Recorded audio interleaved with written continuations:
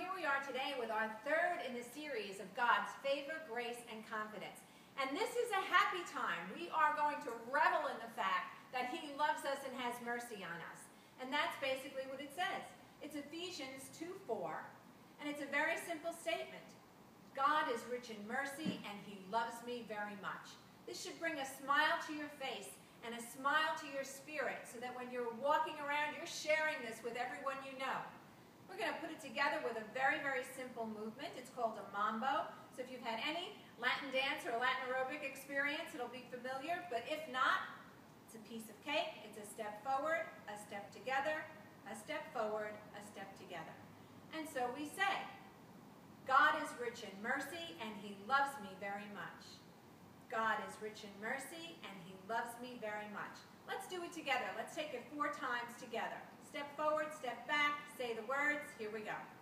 God is rich in mercy, and He loves me very much. Big smile. God is rich in mercy, and He loves me very much. Twice more. God is rich in mercy, and He loves me very much. Once more. God is rich in mercy, and He loves me very much. So you see how easy that is? That's a great way to brighten up your day. Let's move on. It's a similar movement, but this one is going to have a little bit more impact to it, and it's called a lunge. And it's a same thing, kind of, a step forward and a step back, but you want to make sure that when you take your lunge, even though a lunge is talked about as a lunge forward, that you're still basically doing a vertical movement. We've talked about this before. You want to maintain stability with that knee over your ankle. Don't let it shoot forward over the knee. That will put too much pressure on the knee. The scripture is 2 Corinthians 12:9. And we're basically saying, God's strength is enough for me. For God's strength and power is made perfect in my weakness. And I know this is one that it's sometimes so hard for us to remember. So hard when we're going through trouble and we're thinking, oh my goodness, I've got to do this. I've got to do it on my own. I've got to last. I've got to persevere. But that is exactly the time when we need to rely on His Word and say, yes, God's strength is enough for me because His strength and power is made perfect in my weakness. So it's, again, same kind of movement. God's strength is enough for me, for God's strength and power is made perfect in my weakness. Let's try that together. You're going to stay down there, and God's strength is enough for me, for God's strength and power is made perfect in my weakness. Let's do it together 4 times. Here we go.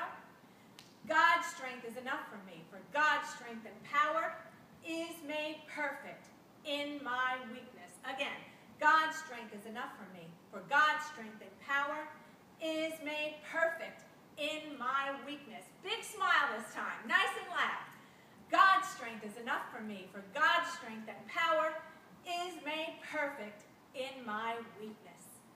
Let's put those 2 together that we learned today.